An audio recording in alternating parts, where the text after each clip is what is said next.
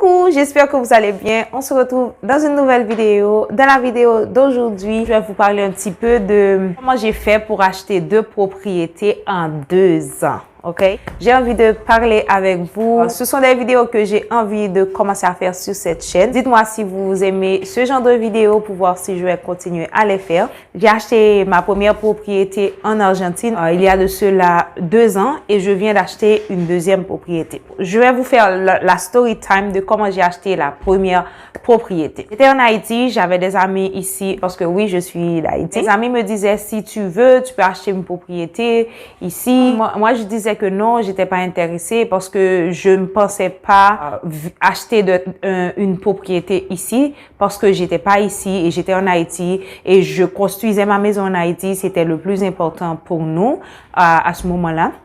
Puis un jour, je suis venue en vacances et mon ami m'a encore dit « Ah, vous devriez acheter une maison ici, une propriété parce que il y a des offres qui sont vraiment très intéressantes. » Mais on n'était pas du tout intéressés. Et on est retourné en Haïti. Si vous avez suivi les nouvelles, vous savez que on a passé 2 ans, à peu près 1 an et demi en confinement en Haïti qu'on ne pouvait pas sortir. Sauf qu'il n'y avait pas de pandémie, c'était juste du confinement politique. Voilà. Donc, on ne pouvait pas sortir. J'ai commencé à dire, OK, si je dois venir en Argentine tous les 6 mois, je revenais ici tous les 6 mois pour mon business parce que je vendais des trucs au Chili et que mon fils est argentin.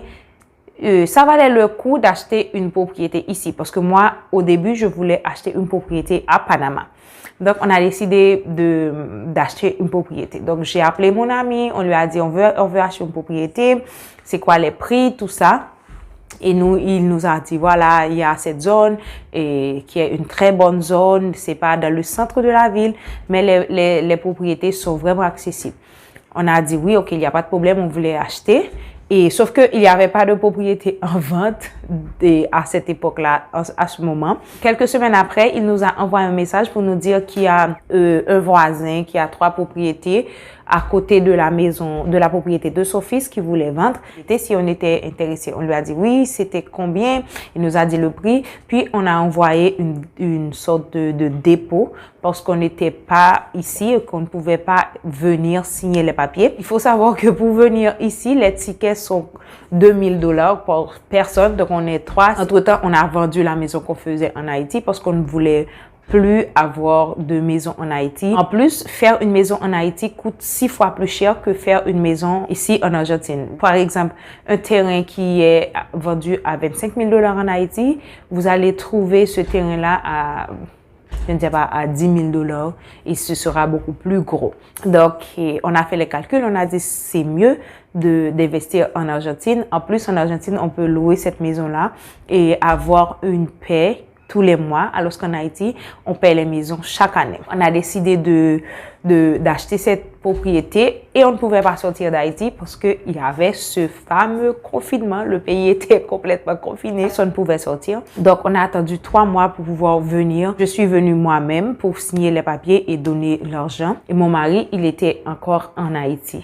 Et puis, c'était le Covid, le confinement réel du monde. Donc, il ne pouvait pas revenir. En attendant que j'étais ici avec mon fils, on a commencé à faire la construction parce que quand on a vendu la maison en Haïti, ils ne nous ont pas donné tout l'argent.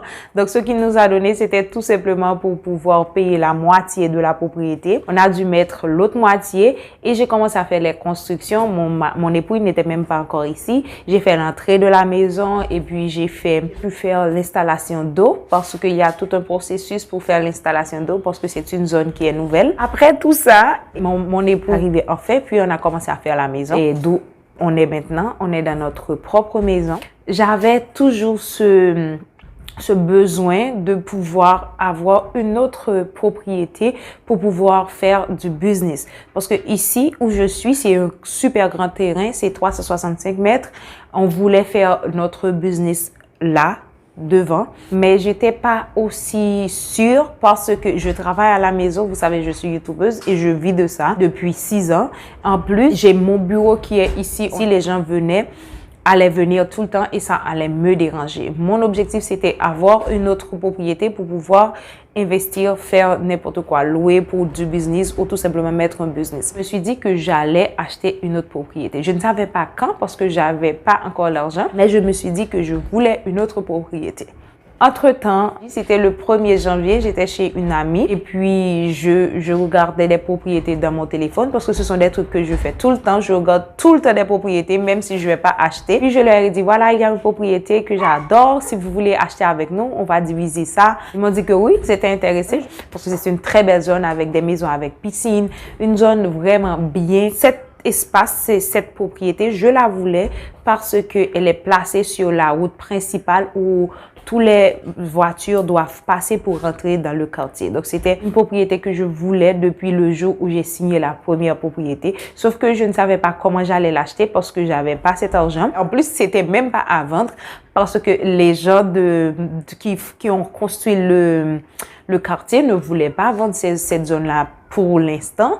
Donc, ils ont attendu 2 ans pour la mettre à la vente. Quand j'ai parlé à mon agent, ils m'ont dit que cette propriété n'était pas à vendre. Puis, le lendemain, ils m'ont appelé pour me dire oui, la propriété est à vendre. Parce que la première propriété que j'avais vue le 1er janvier, c'était pas dans cette zone, c'était un petit peu plus loin, un petit peu plus près de la ville, mais plus loin de la capitale. Il n'y avait plus de propriétés disponibles dans la zone que j'avais vue sur Internet. Je lui ai donc dit qu'il y avait ces propriétés-là dans mon quartier que je voulais et si elles n'étaient pas en vente, c'était pas à la vente, nanana. Et puis le lendemain, elle m'a envoyé un message pour me dire les propriétés que tu voulais tant maintenant sont à la vente, tu peux acheter la quantité que tu veux. Il y avait 4 et j'étais non, j'avais pas tout l'argent. J'ai appelé ma tante qui est aux États-Unis. Je lui ai demandé de me prêter de l'argent, ce qu'elle a fait. Donc, on a complété.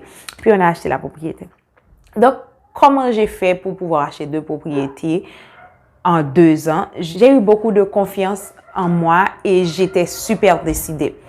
Je dois vous dire aussi que j'ai économisé, j'ai fait beaucoup de sacrifices sur beaucoup de choses pour pouvoir faire cette maison seulement. C'est ce qui nous reste, la peinture de la porte, la peinture de la maison. On a commencé avec la peinture du toit. S'il y a un truc à retenir dans cette expérience, c'est que j'ai toujours cru que j'allais le faire. Je ne savais pas comment, je ne savais pas comment j'allais le faire, mais je savais que j'allais le faire. Et il y a aussi des trucs à terminer ici. Je vais pas vous dire que on a déjà terminé la maison, elle est super en forme.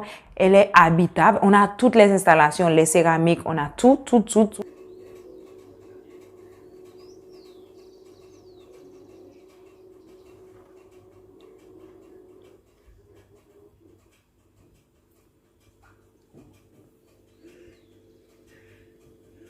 Mais il y a plein d'autres choses que l'on doit faire, qu'on doit finir ici. Et on est très satisfaite, on est très contente. On a fait beaucoup de sacrifices. Le seul truc que j'ai pas pu sacrifier, c'est de manger au restaurant. Je sais que c'est mal, mais une fois par semaine, au moins, on mange au restaurant. On va voir si on ne le fait pas durant une période de 2 mois.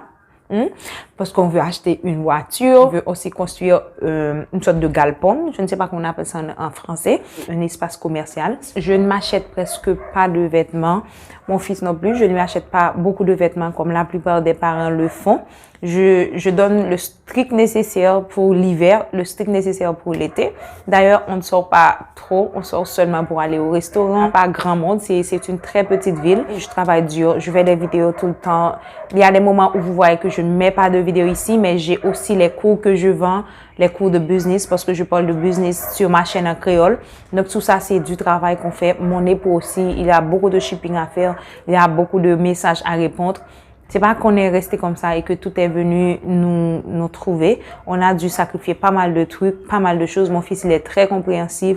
Si on lui dit on va pas t'acheter tel jouet, il comprend très bien parce que on lui explique aussi que tout ça qu'on est en train de faire, toutes ces propriétés, après c'est lui qui va pouvoir en jouir parce que nous, on va s'en aller, hein. On espère qu'on part en premier, que lui, il part en dernier parce que c'est le rêve de tous les parents. Donc, il va pouvoir jouir de tout ça, même quand on est là, même si on n'est pas mort, on est là, il pourra avoir des bénéfices parce qu'on a acheté le dernier ce sera pour lui, pour pouvoir faire son propre business quand il sera grand, si toutefois il veut. Donc voilà, on espère pouvoir acheter d'autres. J'espère dans 2 ans, je vais pouvoir acheter une autre propriété. C'est mon rêve, c'est mon souhait. Je ne sais pas si ça va être possible parce qu'on est en train de construire ici aussi. On va être en train de construire là-bas. Puis il y a pas mal de choses qu'on doit faire dans les constructions.